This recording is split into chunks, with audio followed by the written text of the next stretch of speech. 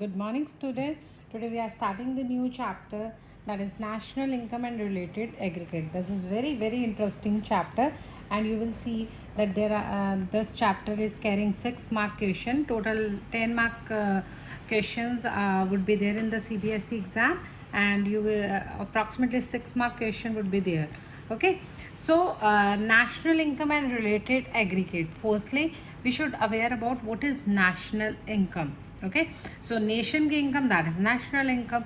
Okay, so national income is the sum total of factor income. Okay, so what is factor income? Factor income is that which we earn from the factor of production. Okay, we have a factor of production, and from the factor of production जो हम income earn कर रहे हैं, that I have discussed it lot of time, that rent, wages, interest, these all are the factor income. So we are getting it. Okay, this is called factor income earned by normal resident of a country. Okay, so this is earned by normal resident. Okay, that I will discuss it later on, but understand this right now. Who are the normal resident? Okay, the person who is residing in a country more than 1 year. Okay, and the economic interest of a person is in that country. Okay, so that person is called normal resident of a country during the period of an accounting year. I hope now accounting year is clear. That is 1 year from. Okay, so national income, what is national income? is the sum total of, मतलब factor income, जितने भी हमारे rent, wages, interest है, उन सबको सम कर दे, जो किसने अर्न किया, हमारे नॉर्मल रेजिडेंट जो 1 साल से ज़्यादा रह रहा है और जिसका इकोनॉमिक इंटरेस्ट उस कंट्री में है. Okay, during the period of an accounting year is called national income. Okay, so factor income or factor payment. Okay, so factor income or factor payment, exactly we know that we have a 4 factor of production. Students, in my previous video I have already explained we have a 4 factor of production, and you must be aware about it for learning this chapter. Okay, so हमारे 4 factor of production है, land, labor, capital, entrepreneur.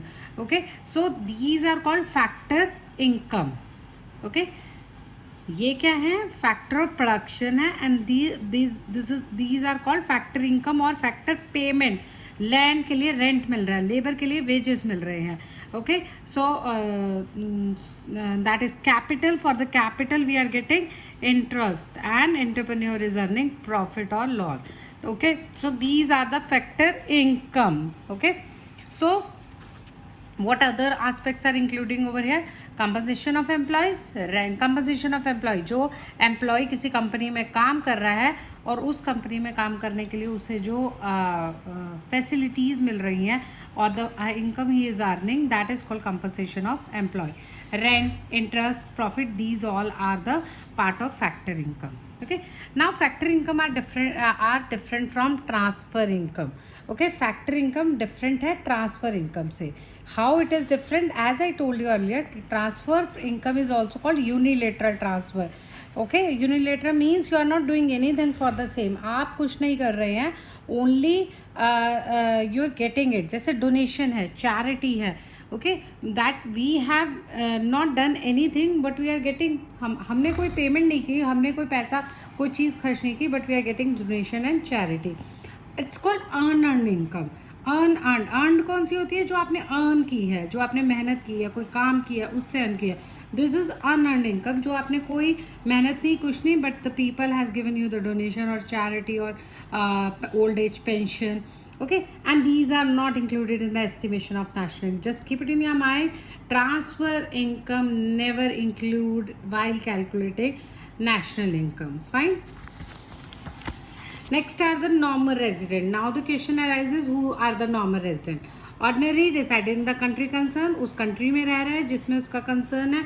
may not be citizen of country. It's not compulsory that if a person is resident, that person must be the citizen of country. Okay, so let it see before knowing who are the citizen and who are the resident. So firstly understand this concept, कौन resident होता है और कौन आपके citizen हैं. So citizenship is a legal concept. Legal concept means when you place of birth, जब आपका जन्म होता है, ओके, अगर इंडिया में हुआ है तो आपको वहाँ की सिटीजनशिप मिल जाती है. अगर आप बॉर्न हैं यूएसए, यूके, कहीं के भी हैं, तो you will get the citizenship of that country. Resident is economic concept. Economic means economic activity by a person. जो पर्सन वहाँ पर इकोनॉमिक एक्टिविटी करता है, okay, so the economic activity by a person that is called a resident. I am repeating again, citizenship क्या है? Legal concept है. Resident economic concept है. जब आप बर्थ लेते हैं कहीं जगह पर तो आप सिटीजन बन जाते हैं, बट रेजिडेंट के लिए आपका इकोनॉमिक एक्टिविटी, जो भी आप इकोनॉमिक एक्टिविटी उस कंट्री में कर रहे हैं तो आप रेजिडेंट हैं उस कंट्री के. So one thing, a person can be citizen as well as resident. एक पर्सन जो है वो सिटीजन भी हो सकता है और रेजिडेंट भी हो सकता है. अ person can B, and another thing, एक पर्सन जो है that can be citizen of one country and resident of another country. For example NRI. NRI जो है they have a citizen of one country and resident of another country. Okay, India की citizenship है but रह रहा है England में, Australia में. Okay, so I hope these concepts are clear to you, citizenship and resident. Okay, so we were talking about the normal resident. Who are the normal resident? Number one, who residing in the country concerned. ज़रूरी नहीं है वो citizen हो. And next is economic interest in a country when he carried out all his economic activity. चाहे वो production हो, consumption हो, investment हो, इट मीन्स उसका इकोनॉमिक इंटरेस्ट उस कंट्री में है. मतलब या तो वो 1 साल से ज़्यादा उस कंट्री में रह रहा है या फिर उसका इकोनॉमिक इंटरेस्ट उस कंट्री में है. इकोनॉमिक इंटरेस्ट मतलब वो प्रोडक्शन, कंजप्शन, इन्वेस्टमेंट की सारी एक्टिविटीज़ जो है वो उस कंट्री में कर रहा है. तो that person is called the normal resident of that country. Okay, next one is domestic income and national income. One by one we are going to clear all the concepts of national income. So domestic income is sum total of factor income. If you will see, both have the same definition. It's the sum total of factor income is the sum total of factor income generated within the domestic territory. Okay, domestic income मतलब घरेलू आय आप हिंदी में अगर कहें तो जो domestic territory में generate की गई है, no matter who generated it, whether it is a normal resident or non-resident. Okay, it doesn't matter. मतलब हमारी डोमेस्टिक टेरिटरी में जो इनकम जनरेट की गई है, और कौन सी income? Factor income.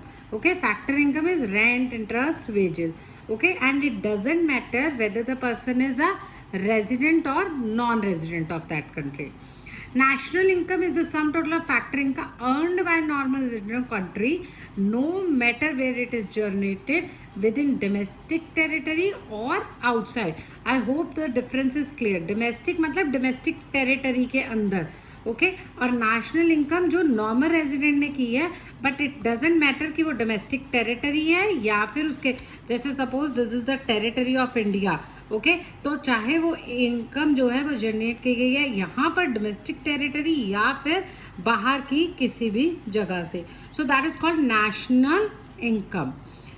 Okay, domestic territory, अब मैंने वर्ड यूज किया domestic territory. What is the meaning of? Okay, exactly let it understand where person, goods and capital, these all things can freely circulate. Okay, domestic territory का है जहाँ क्या है, जहाँ पर पर्सन, गुड्स और capital enjoy the freedom of circulation. means there is no legality over there कि आप यहाँ नहीं जा सकते, आप यहाँ आ सकते हैं. जैसे मैंने एक एग्जाम्पल लिखा है, let it understand by that freedom of circulation in embassy of foreign country in India. No, there is big no for the same. कि अगर आप इंडिया में फॉरेन कंट्री की एम्बेसी है, माइंड इट अगेन, इंडिया में foreign country की embassy है, so can you do you have a freedom of circulation? No, but freedom of circulation in India embassy located abroad.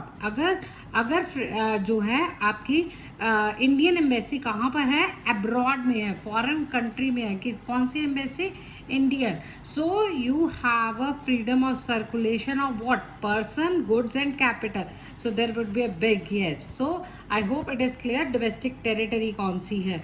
तो तो ये हमारी डोमेस्टिक टेरिटरी में आ रहा है, चाहे that Indian embassy is in foreign country doesn't matter, but the whole matter is कि freedom of circulation है। तो ऐसी कोई भी जगह जहाँ पर फ्रीडम ऑफ सर्कुलेशन आपके गुड्स, पर्सन और कैपिटल जो है इजीली मूव कर सकती है, ठीक है। So this is called a domestic territory of a country, okay. Next is the economic territory. Economic territory क्या है? Is the geographical territory administered by government with in which person, goods and capital circulate freely, okay. So economic territory and domestic territory जो है वो क्या है? एक geographical territory है जहाँ पर अगेन जो है आपके person, goods and capital circulate करते हैं। So I hope this is clear. And the last topic I am covering over here, conversion of domestic income into national income, ठीक है। अब क्या है, आपकी डोमेस्टिक इनकम है उसको नेशनल इनकम में कैसे कन्वर्ट करेंगे?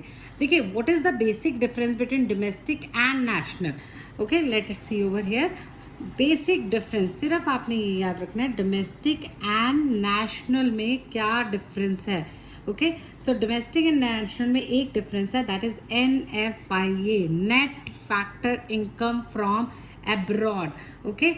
When ever we are from abroad, it's a national and this is a domestic concept. So whenever we are talking about domestic छोटा होता है ना domestic, okay, और national is a wider concept. So if it is a narrow concept तो हम NFIA plus नहीं करते हैं, okay. So let it see the formula over here. Domestic income plus NFIA is equal to national income. So while calculating national income, अगर आपने national income calculate करनी है, so better to add NFIA, net factor income from abroad in domestic income. But if you want to calculate domestic income, national income में से NFIA minus हो जाएगा, ठीक है। मैं दोबारा से बता रही हूँ, डोमेस्टिक इनकम को आप एक नैरो कॉन्सेप्ट लेकर चलिए, national income is a broader concept. सो जहाँ ब्रॉडर कॉन्सेप्ट आएगा NFIA प्लस होगा, जहाँ नैरो कॉन्सेप्ट आएगा वहाँ NFIA माइनस होगा। What is NFIA? Net factor income from abroad. And how to calculate it? Factor income earn by our resident from rest of the world, जो हमारे लोगों ने अर्न की है, और फैक्टर इनकम जो अर्न की है हमारी डोमेस्टिक टेरिटरी में नॉन रेजिडेंट ने, तो उनकी इनकम होगी, उनकी इनकम माइनस करके जो हमारे लोगों ने अर्न की है, okay. So that income is included over here. The income earn by those people will not be added over here, okay. So I hope this chapter is clear to you. I will come up with the other concepts of this chapter again. Thank you, students.